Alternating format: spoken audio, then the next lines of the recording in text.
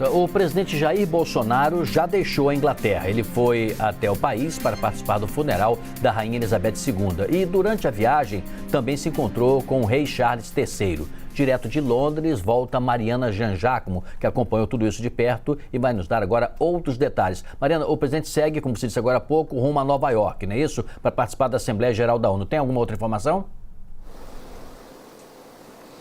Isso mesmo, Sidney e Luciana, ele deve fazer o discurso de abertura da Assembleia Geral da ONU. A tradição desse evento é de que o Brasil faz o primeiro discurso, esse discurso de abertura, isso já é assim há anos. E aí depois, o segundo discurso é o discurso dos Estados Unidos, que são o país, é claro, que cedia esse evento. A Assembleia Geral, semana de alto nível de discussões da Assembleia Geral da Organização das Nações Unidas. Então, Jair Bolsonaro foi para lá agora, ele saiu daqui de Londres, saiu daqui da casa do embaixador brasileiro em Londres por volta das 3 horas da tarde, saiu com a esposa, Michele Bolsonaro, rumo a Nova York para fazer esse discurso amanhã.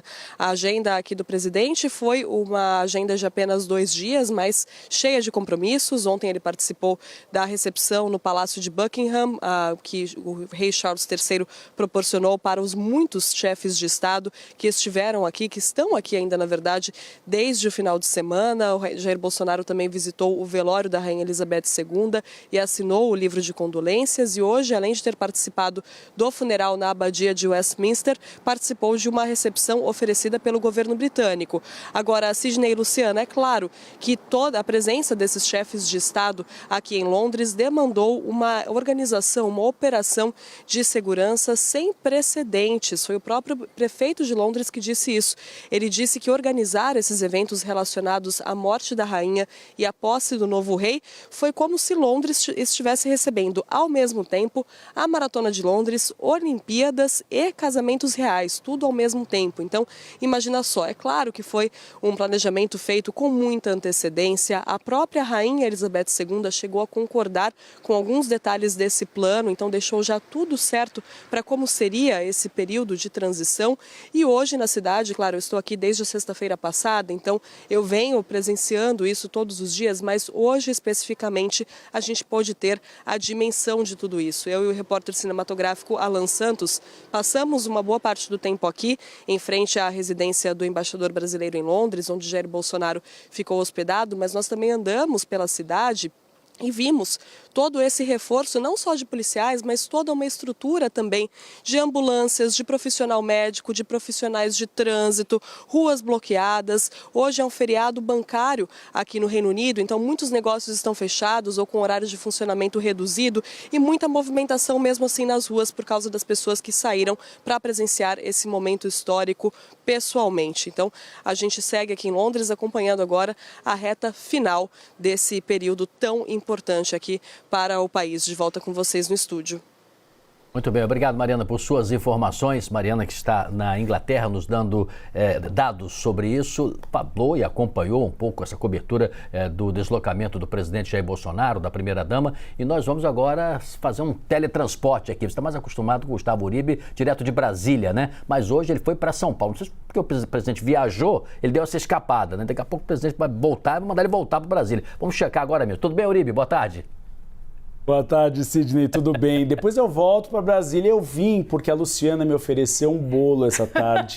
E eu falei, eu não posso perder a oportunidade de ir à casa da Luciana. O Uribe não é mais um holograma, Sidney. Luciana, ele só fala em comida. Ele só fala em comida. Exato. Hoje é um dia de gala aqui no Visão CNN. Eu passei perfume para receber o Uribe aqui. Só falta Leandro aqui, a gente fazer um trio, ficar em pé, os três. Leandro, boa tarde para você. Boa tarde, Uribe. Uribe, a gente vai falar sobre esse discurso do presidente Jair Bolsonaro abrindo a Assembleia Geral da ONU, mais um discurso, esse que pode até ser o último discurso do presidente ou não na Assembleia Geral da ONU, né? O que a gente pode esperar, então, desse discurso, que costuma ser um discurso da diplomacia, com temas internacionais, mas de vez em quando aparece algo doméstico lá, né, Uribe? O que você tem de bastidores? Boa tarde a todos, boa tarde, Sidney, Luciana, Leandro e a todos que nos assistem no Visão CNN. Há uma expectativa de que seja um discurso um pouco menos menos politizado do que o primeiro discurso feito pelo presidente Jair Bolsonaro na Organização das Nações Unidas, que foi um discurso que ele deu vários avisos para a política doméstica, mas um pouco mais politizado do que o do ano passado, quando ele ficou mais na linha, mais no diálogo diplomático. A ideia é que o presidente Jair Bolsonaro fale sobretudo da economia. É um discurso que está sendo escrito, Lu, por vários assessores presidenciais, diplomatas e integrantes da campanha à reeleição.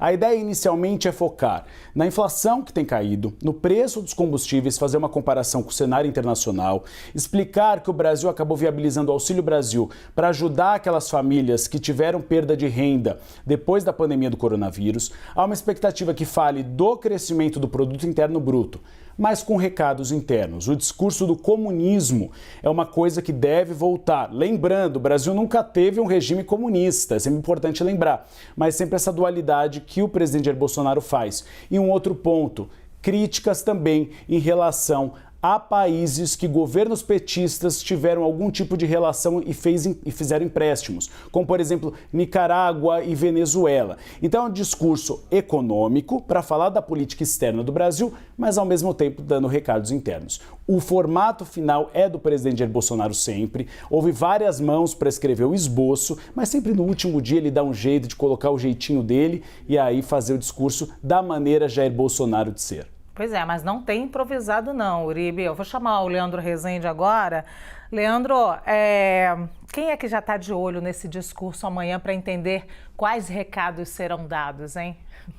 Os adversários do presidente, sem a menor dúvida, Luciana. Boa tarde para você, para o Uribe aí em São Paulo, para o Sidney, para todo mundo que está com a gente aqui no Visão CNN. Quando a gente pega dessa passagem do presidente agora pela Inglaterra, por Londres, a gente já tem a coligação do ex-presidente Lula e o União Brasil, o partido que lançou a Soraya Tronic para disputar a presidência. São duas legendas que foram ao Tribunal Superior Eleitoral para tentar impedir que o presidente veicule as imagens produzidas em Londres no seu programa eleitoral. Denunciam um abuso de poder político e econômico, falam que o presidente esteve na Inglaterra não só para prestar condolências à Rainha Elizabeth, mas também para fazer política. Então, há um grau de atenção sempre quando o presidente vai à ONU, é um momento emblemático, a Assembleia Geral das Nações Unidas é, de fato, muito relevante, mas considerando os últimos atos do presidente no 7 de setembro, que foi uma pauta ali muito pautada pela reeleição,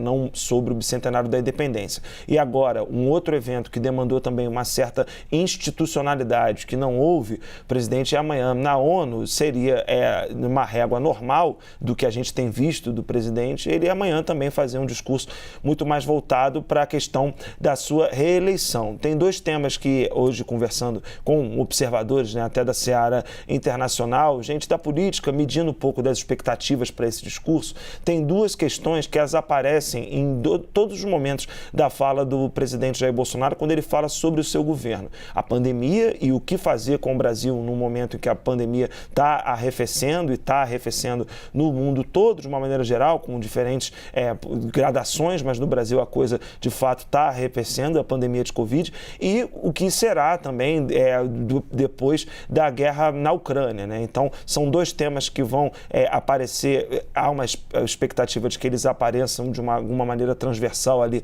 nessa fala do presidente Jair Bolsonaro, mas se demanda que o presidente fale como presidente, não como candidato, essas personas, elas são inseparáveis para qualquer político, ainda mais para o presidente Jair Bolsonaro, faltando tão pouco tempo para as eleições. Então é certo que a gente vai ter algum tipo de conotação eleitoral nessa fala do presidente lá na Assembleia Geral da ONU amanhã. Obrigada, Leandro.